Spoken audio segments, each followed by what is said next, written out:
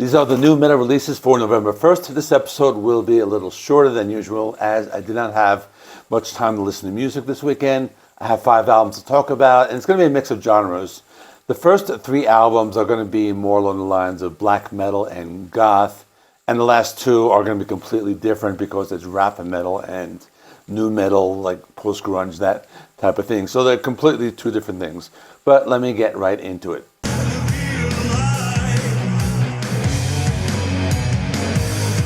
The first band I have is Neon Nightmare. The album is called Faded Dream. This is a new one-man band.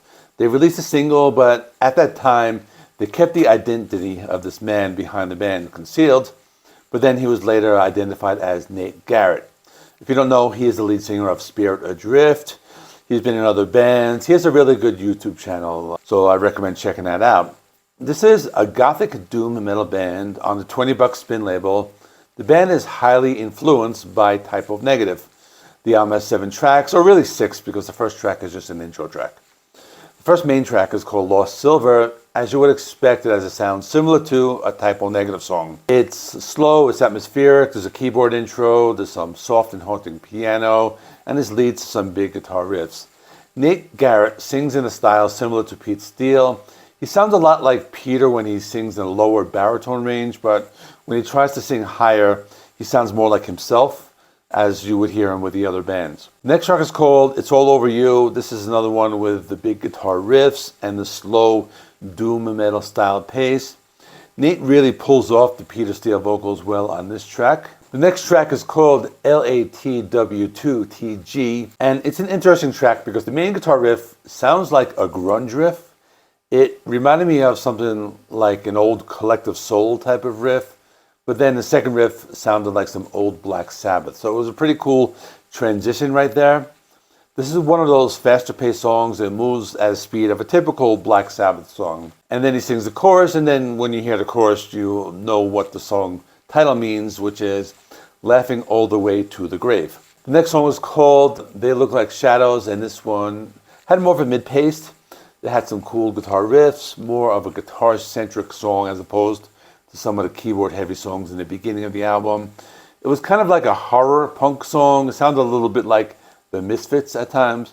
Overall, it was a pretty cool album. It didn't sound exactly like a Type O Negative tribute, but you can hear the influence. My score will be an 8.5 out of 10 because I think that everything Nate Garrett does is just really awesome. And now that I kind of think of it, he probably should have released this a few weeks earlier because it would have been a really great Halloween album. But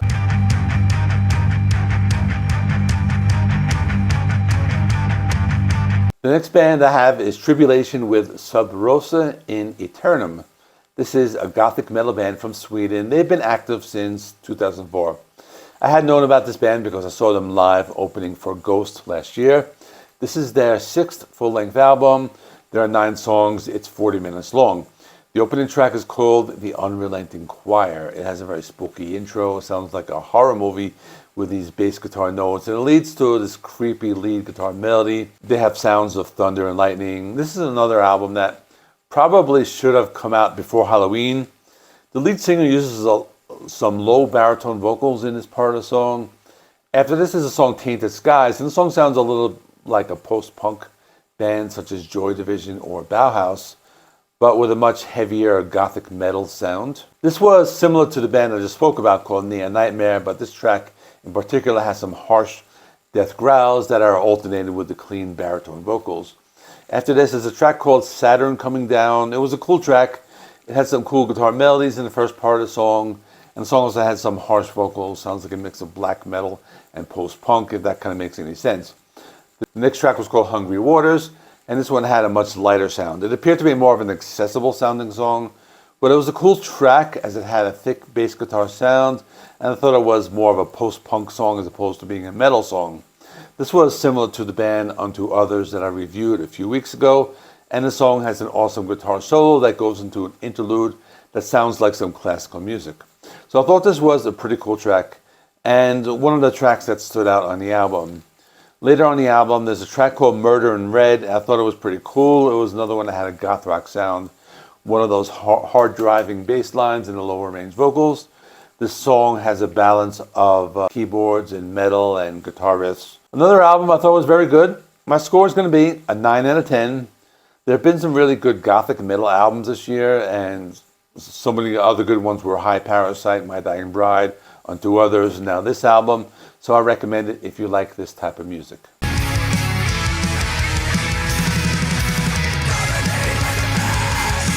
The next band is called Knock Mysticism, and the album is Blight Privilege. Now, there's some controversy with the lead singer of this band, but I'd never heard of this band before, and I didn't know it until I read their bio in the Metal Archives. So to be honest, the reason I chose to listen to this band because I was going through the Metal Storm website and I saw it listed as psychedelic black metal, so that sparked my interest. But basically the controversy, to make a long story short, is that he allegedly scammed a lot of fans because he asked for money for band merch, but then he never sent the stuff. And I don't really know anything else, so I'm just kind of going off what I read in the Metal Archives. And if you saw the video clip that I played in the beginning, they kind of like show all these like little like clips of like all these like allegations. So that's really all I know. I'm not going to talk about that. I just want to talk about the music.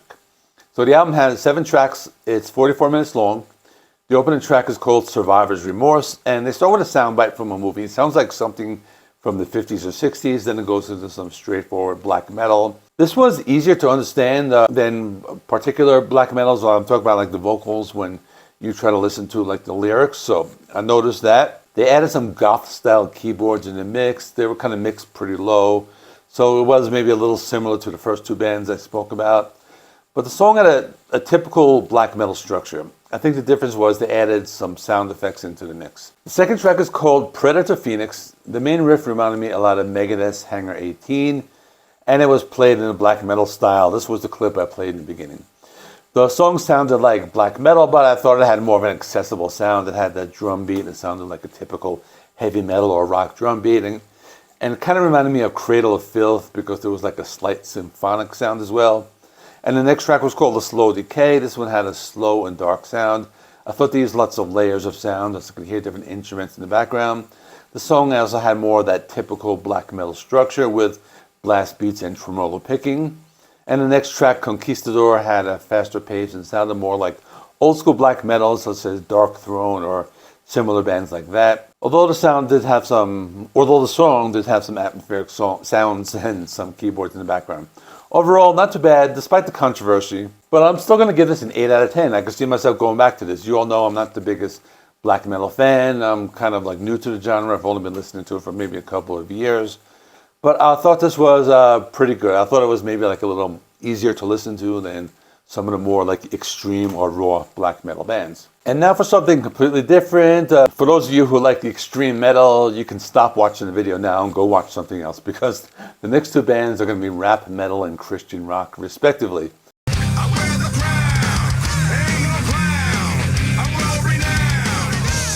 But the next band is called Power Flow. The album is called Guerrilla Warfare. And I have a feeling when I look at my analytics, I'm going to see like this big drop from the video. But anyway, let's talk about Power Flow. It's a rap metal supergroup. They formed in 2016, and this is their second album. I actually listened to their first album when it came out. This band has Sendog from Cypress Hill on vocals, Roy Lozano on guitar, Billy Grazadeh from Biohazard, and he's on rhythm guitar, and Christian Old-Wolbers. He was from the thrash band Violence. And they have a new drummer. His name is Fred Aking, and he's currently part of Bullet Boys. This album is actually heavier than I remember the first one being. The album has 10 songs. It's 38 minutes long. The opening track is called I'm a Killer. Starts with that typical rap and metal sound with some heavy machine gun riffs and that 2000s style rapping.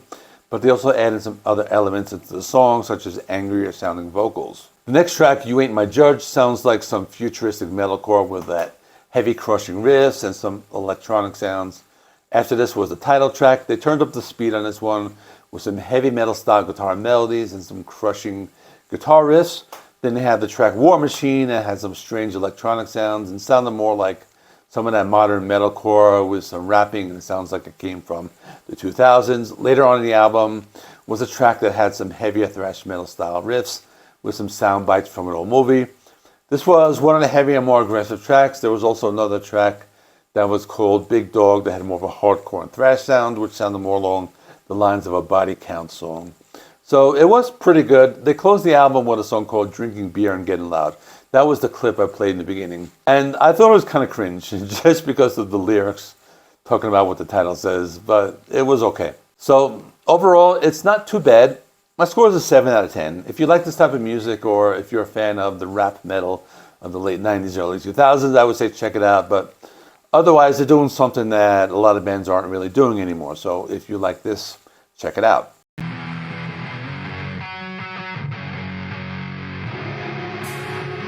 I have one more band, that's Skillet with Revolution. I was going to be on an episode of Is It That Bad, which is on the Chill Dude on the Couches channel, and they were talking about this, but I wasn't able to attend at the time because I had some other things to do. So I'm just going to do a quick little album review. So if you didn't know, Skillet is one of those bands that came out in the late 90s. They are a Christian rock band, or you could even call them nu metal.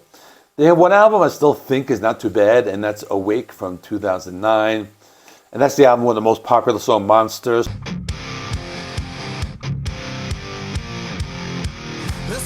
So I actually liked that album, but I think back then they had a sound that was a little bit more similar to something like 3 Days Grace. But I think their most recent albums have been very commercial sounding, or they sounded very processed. So a lot of these albums had more electronic sounds and seemed to have lost their guitar sound. So I think that started sometime around 2019 with the album Victorious. Then they released Dominion in 2022, which I never had a chance to review because I had a really bad case of COVID. But now it's 2 years later and they released Revolution. I listened to the whole thing. I didn't like it that much with the exception of 3 songs. So I'm going to talk about them quickly, then I'll give my final score. The first song that I liked was track number 2, one of the singles called Unpopular.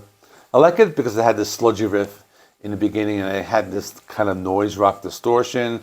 It's one of those fist pumping songs. But this one I liked mainly because of the main riff. The next one I liked was called Fire Inside of Me. I liked it because it sounded like a Nightwish type of song at first with the big symphonic sound. And then when it gets to the chorus, you hear the male and female vocals. So I thought it was kind of catchy, so I liked it because of that.